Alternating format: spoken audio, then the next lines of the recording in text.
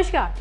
अफगानिस्तान को लेकर पूरी दुनिया में हलचल है और इसलिए कई देश अफगानिस्तान में अपनी भूमिका तलाश कर रहे हैं और इसलिए कई देशों का दौरा कर रणनीति या तो बना रहे हैं या फिर बिछा रहे हैं। उसी को लेकर कुछ दिनों पहले देखिए दिल्ली में अमेरिकी CIA चीफ बर्नर्स आए थे और उनसे पहले रूस के NSA, भारत के NSA अजीत डोभाल से बात कर चुके थे कि आगे क्या रणनीति होगी। और इसी बीच एक खबर आई कि भाई CIA के कई एजेंट्स बीमार पड़ गए हैं और पूरे अमेरिकी मीडिया में हलचल मच गई। न्यूयॉर्क टाइम्स और CNN ने तो बाकायदा रिपोर्ट की और कहा कि इसके लक्षण हवाना सिंड्रोम से मिलते जुलते हैं। यानी CIA डायरेक्टर विलियम्स बर्नर्स के साथ आया था और पिछले एक महीने में ऐसा दूसरी बार है जब अमेरिका के दो प्रमुख अधिकारियों पर हवाना सिंड्रोम का लक्षण देखा गया। तो पिछले महीने उपराष्ट्रपति कमला हैरिस का वियतनाम दौरा भी इसी खतरे की वजह से टाला गया था और अब खबर है कि CIA और पेंटागन को कुछ दिनों के लिए बंद करना पड़ा। तो सवाल उठता है कि आखिर हवाना सिंड्रोम आखिरकार है क्या और क्यों अमेरिका के लिए अब तक का ये पहेली ही बना हुआ है और आखिर इसमें होता क्या है।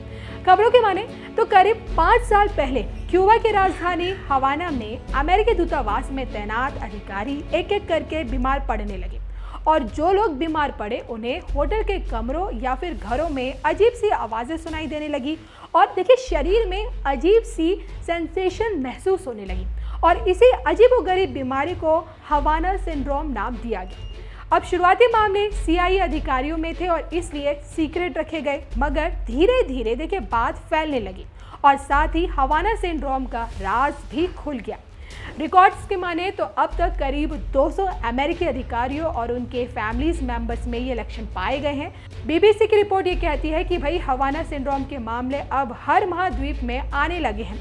क्यूबा के बाद देखिए चीन, जर्मनी, ऑस्ट्रेलिया, ताइवान और यहाँ तक कि वॉशिंगटन DC में भी इसके केस मिले हैं। अब इस साल की शुरुआत में ऑस्ट्रेलिया के वियना से भी दर्जनों मामले सामने आए हैं। भारत में हवाना सिंड्रोम के लक्षण नजर आने का ये पहला मामला है।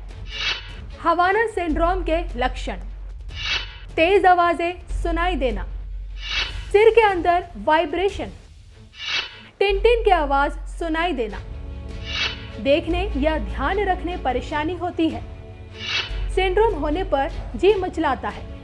तो इस लक्षण को लेकर वैज्ञानिकों के बीच एक राय नहीं है।